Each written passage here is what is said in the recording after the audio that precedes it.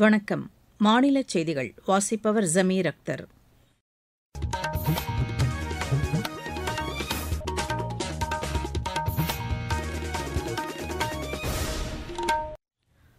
தலைப்புச் செய்திகள். அம்ரித் பாரத் திட்டத்தின் கீழ் தமிழகத்தில் 9 ரயில் நிலையங்கள் உட்பட நாடு முழுவதும் நவீனமயமாக்கப்பட்டுள்ள 103 ரயில் நிலையங்களை பிரதமர் திரு நரேந்திர மோடி காணொலி காட்சி வாயிலாக இன்று திறந்து வைக்கிறார். சென்னை பரங்கிமலை ரயில் நிலையத்தில் நடைபெறும் நிகழ்ச்சியில் மத்திய இணையமைச்சர் திரு எல் முருகன் கலந்து கொள்கிறார். தஞ்சாவூர் மாவட்டம் செங்கிப்பட்டி என்ற இடத்தில் நேற்றிரவு நிகழ்ந்த சாலை விபத்தில் 5 பேர் உயிரிழந்தனர். தமிழகத்தின் பல்வேறு இடங்களில் பெய்து வரும் மழை அடுத்த 3 நாட்களில் குறைய வாய்ப்புள்ளதாக வானிலை ஆய்வு மையம் தெரிவித்துள்ளது. ஐபிஎல் கிரிக்கெட் போட்டியில் மும்பை அணி பிளே ஆஃப் சுற்றுக்கு முன்னேறியுள்ளது. இனி விரிவான செய்திகள். அம்ரித் பாரத் திட்டத்தின் கீழ் தமிழகம் உட்பட பல்வேறு மாநிலங்களில் நவீனமயமாக்கப்பட்டுள்ள 103 ரயில் நிலையங்களை பிரதமர் திரு நரேந்திர மோடி காணொலி காட்சி வாயிலாக இன்று திறந்து வைக்கிறார். ராஜஸ்தான் மாநிலம் பிகானீரில் நடைபெறும் நிகழ்ச்சியில் இந்த ரயில் நிலையங்களை பிரதமர் திறந்து வைக்க உள்ளதாக எமது செய்தியாளர் தெரிவிக்கிறார். 18 மாநிலங்கள் மற்றும் யூனியன் பிரதேசங்களுக்கு உட்பட்ட 86 மாவட்டங்களில் உள்ள இந்த ரயில் நிலையங்கள் 1100 கோடி ரூபாய் செலவில் நவீனமயமாக்கப்பட்டுள்ளன. தமிழகத்தில் சூலூர்பேட்டை, பரங்கிமலை, சாமல்பட்டி, சிதம்பரம், திருவண்ணாமலை, மன்னார்குடி, ஸ்ரீரங்கம், விருத்தாச்சலம், குழித்துறை ஆகிய ரயில் நிலையங்கள் நவீனமயமாக்கப்பட்டுள்ளன. நவீனமயமாக்கப்பட்டுள்ள புதுச்சேரி மாஹே ரயில் நிலையத்தையும் பிரதமர் காணொலி வாயிலாக திறந்து வைக்கவுள்ளார்.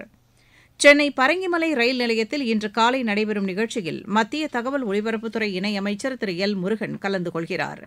இதற்கிடையே அம்ரித் பாரத் திட்டத்தின் கீழ் நாடு முழுவதும் 1300க்கும் மேற்பட்ட ரயில் நிலையங்களை மறுசீரமைக்க மத்திய அரசு திட்டமிட்டுள்ளது. இதில் முதல் கட்டமாக பணிகள் நிறைவடைந்துள்ள 103 ரயில் நிலையங்கள் இன்று திறந்து வைக்கப்பட உள்ளன. 2ஆம் கட்டமாக மேலும் 100 ரயில் நிலையங்களின் மறுசீரமைப்பு பணி அடுத்த 8 மாதங்களிலும், அதைத் தொடர்ந்து சுமார் 500 ரயில் நிலையங்களின் பணி 2027ஆம் ஆண்டிற்குள் நிறைவடைந்துவிடும் என்றும் மத்திய அரசு தெரிவித்துள்ளது.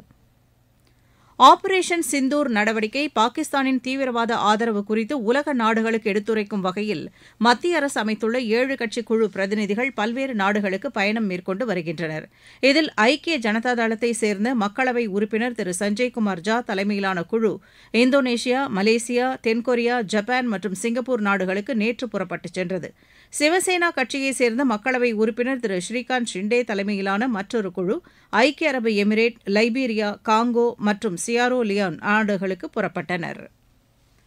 ஆபரேஷன் சிந்தூர் வெற்றியை கொண்டாடும் வகையிலும் ராணுவ வீரர்களுக்கு மரியாதை செலுத்தும் வகையிலும் நாடு முழுவதும் மூவர்ண கொடி பேரணி பிஜேபி சார்பில் நடைபெற்று வருகிறது. தமிழகத்தின் கோயம்புத்தூரில் நேற்று பிஜேபி மகளிர் அணி தலைவர் திருமதி வானதி சீனிவாசன் தலைமையில் பேரணி நடைபெற்றது. நாமக்கல் மாவட்டம் திருச்செங்கோட்டில் பிஜேபி மாநில துணைத் தலைவர் திரு கே பி ராமலிங்கம் தலைமையில் மூவர்ண கொடி பேரணி நடைபெற்றது. இதில் பல்வேறு தரப்பினர் கலந்து கொண்டனர். சேலம் மாவட்டம் இளம்பிள்ளை, திருவள்ளூர் மாவட்டம் ஆவடி மற்றும் தருமபுரியில் இந்த மூவர்ண கொடி பேரணி நடைபெற்றதாக எமது செய்தியாளர்கள் தெரிவிக்கின்றனர்.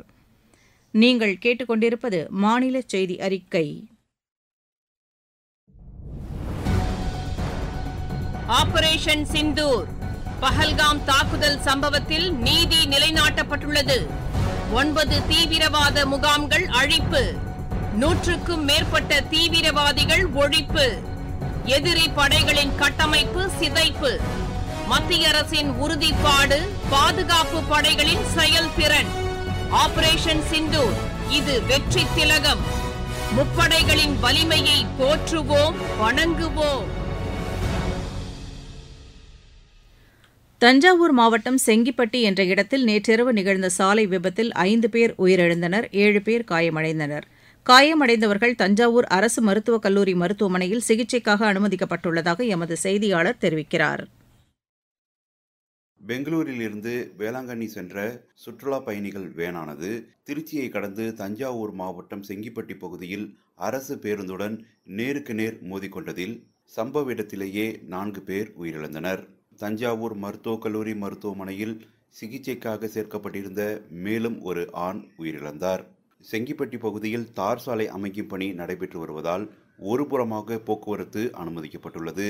இதனால் ஒரே பாதையில் சென்ற அரசு பேருந்தும் சுற்றுலா பயணிகள் வேனும் நேருக்கு நேர் மோதிக்கொண்டதால் இந்த விபத்து ஏற்பட்டுள்ளது.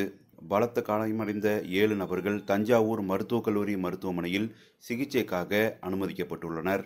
தஞ்சாவூரிலிருந்து ஆர். நந்தகோபால். நீட் தேர்வு தொடர்பாக திமுக அரசியல் செய்வதாக தேமுதிக பொதுச் செயலாளர் திருமதி பிரேமலதா விஜயகாந்த் குற்றம் சாட்டியுள்ளார். நாமக்கல்லில் நேற்று நடைபெற்ற கட்சியின் பொதுக்கூட்டத்தில் கலந்து கொண்டு பேசிய அவர், இதன் மூலம் மாணவர்களின் மருத்துவக் கல்வி பாதிக்கப்படுவதாக கூறினார். அனைத்து துறைகளிலும் ஊழல் மலிந்துவிட்டதாகவும் இதனை தடுக்க மாநில அரசு தவறிவிட்டதாகவும் திருமதி பிரேமலதா விஜயகாந்த் தெரிவித்தார். தமிழகத்தில் பல்வேறு இடங்களில் பெய்து வரும் மழை அடுத்த 3 நாட்களில் குறைய வாய்ப்புள்ளதாக வானிலை ஆய்வு மையம் தெரிவித்துள்ளது. வெப்பநிலையை பொறுத்தவரை 2 முதல் 3 டிகிரி செல்சியஸ் அளவிற்கு அதிகரிக்கக்கூடும் என்று கூறியுள்ளது. தென் தமிழக கடலோரப் பகுதிகள், மன்னார் வளைகுடா மற்றும் அதனையொட்டிய குமரிக்கடல் பகுதிகள், கொங்கன் மற்றும் கோவா கடற்பகுதிகள் மற்றும் அரபிக்கடலில் சூறாவளி காற்று வீசக்கூடும் என்பதால் மீனவர்கள் 5 நாட்களுக்கு அப்பகுதிக்கு செல்ல வேண்டாம் என்றும் வானிலை ஆய்வு மையம் தெரிவித்துள்ளது. இருவரிச் செய்திகள். காசா பகுதியில் இஸ்ரேல் ராணுவம் நடத்திய தாக்குதலில் 82 பேர் உயிரிழந்தனர். டென்மார்க் சென்றுள்ள வெளியுறவு அமைச்சர் திரு ஜெய்சங்கர் அந்நாட்டு வர்த்தகம் மற்றும் நிதித்துறை அமைச்சர் திரு மார்டன் வாட்ஸ்கோவை சந்தித்து பேசினார். ரஷ்யாவில் நடைபெற்ற சர்வதேச தொலைத்தொடர்பு மாநாட்டில் கலந்து கொண்ட ரஷ்யாவுக்கான இந்திய தூதர் திரு வினய்குமார் தொலைத்தொடர்பு துறையில் இந்தியாவின் சாதனைகள் குறித்து எடுத்துரைத்தார்.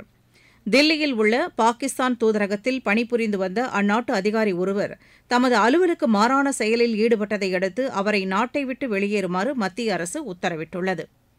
விழுப்புரம் அருகே அரசூர் மலட்டாற்றில் குளித்தபோது நீரில் மூழ்கி உயிரிழந்த 3 பேரின் குடும்பத்தினருக்கு தலா 3 லட்சம் ரூபாய் நிவாரண நிதி வழங்கப்படும் என்று மாநில அரசு தெரிவித்துள்ளது.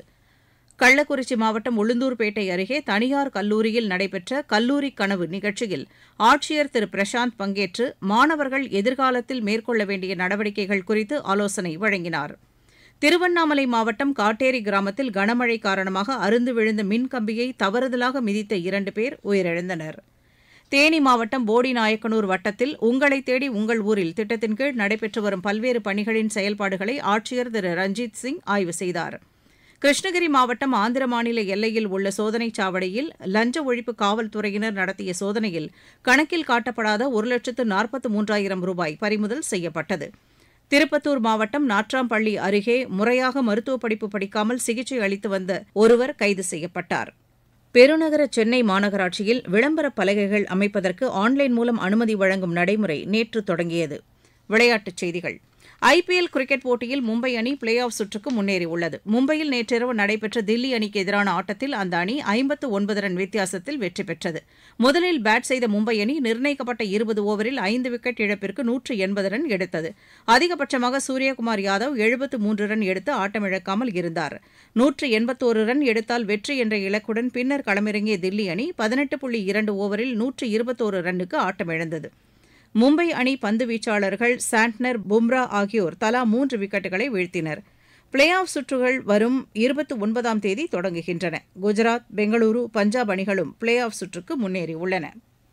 ஐரிஷ் ஓபன் ஸ்குவாஷ் போட்டியில் இந்தியாவின் ஆகாக்ஷா சலூன்கா காலிறுதிக்கு முன்னேறியுள்ளார். டப்ளினில் நடைபெற்று வரும் இப்போட்டியின் மகளிர் ஒற்றையர் பிரிவு காலிறுதிக்கு முந்தைய சுற்று ஆட்டத்தில் அவர் 11-9, 11-9, 11-9 என்ற செட் கணக்கில் பிரான்சின் எனோரோ விலாடை வென்றார். தேனி மாவட்டம் பெரியகுளத்தில் நடைபெற்ற அகில இந்திய அளவிலான கூடைப்பந்து போட்டியில் இந்தியன் வங்கி அணி கோப்பையை வென்றது. நேற்று மாலை நடைபெற்ற இறுதி ஆட்டத்தில் அந்த அணி 90-80 என்ற புள்ளி கணக்கில் சென்னை வருமான வரித்துறை அணியை வென்றது. வடக்கு மாசிடோனியாவில் நடைபெற்று வரும் சர்வதேச டென்னிஸ் போட்டியில் இந்தியாவின் ரித்விக் போலிப்பள்ளி, விஜய் சுந்தர் பிரசாந்த் இணை காலிறுதிக்கு முன்னேறியுள்ளது. ஆடவர் இரட்டையர் பிரிவு முதல் சுற்று ஆட்டத்தில் இந்த இணை 4-6, 6-3, 10-8 என்ற செட் கணக்கில் வடக்கு மாசிடோனியா இணையை வென்றது. ஜார்ஜியாவில் நடைபெற்று வரும் சர்வதேச டென்னிஸ் போட்டியில் இந்தியாவின் சித்தார்த் பாந்தியா, ராஜ்குமார் ராமநாதன் இணை காலிறுதிக்கு முன்னேறியுள்ளது. ஆடவர் இரட்டையர் பிரிவு முதல் சுற்று ஆட்டத்தில் இந்த இணை 7-5, 6-4 என்ற செட் கணக்கில் நியூசிலாந்தின் அஜித் ராய், லாத்வியாவின் ராபர்ட் இணையை வென்றது. மீண்டும் தலைப்புச் செய்திகள். அம்ரித் பாரத் திட்டத்தின் கீழ் தமிழகத்தில் 9 ரயில் நிலையங்கள் உட்பட நாடு முழுவதும் நவீனமயமாக்கப்பட்டுள்ள 103 ரயில் நிலையங்களை பிரதமர் திரு நரேந்திர மோடி காணொலி காட்சி வாயிலாக இன்று திறந்து வைக்கிறார். சென்னை பரங்கிமலை ரயில் நிலையத்தில் நடைபெறும் நிகழ்ச்சியில் மத்திய இணையமைச்சர் திரு எல் முருகன் கலந்து கொள்கிறார். தஞ்சாவூர் மாவட்டம் செங்கிப்பட்டி என்ற இடத்தில் நேற்றிரவு நிகழ்ந்த சாலை விபத்தில் 5 பேர் உயிரிழந்தனர். தமிழகத்தின் பல்வேறு இடங்களில் பெய்து வரும் மழை அடுத்த 3 நாட்களில் குறைய வாய்ப்புள்ளதாக வானிலை ஆய்வு மையம் தெரிவித்துள்ளது. ஐபிஎல் கிரிக்கெட் போட்டியில் மும்பை அணி பிளே ஆஃப் சுற்றுக்கு முன்னேறியுள்ளது. இத்துடன் இந்த செய்தி அறிக்கை நிறைவு பெற்றது.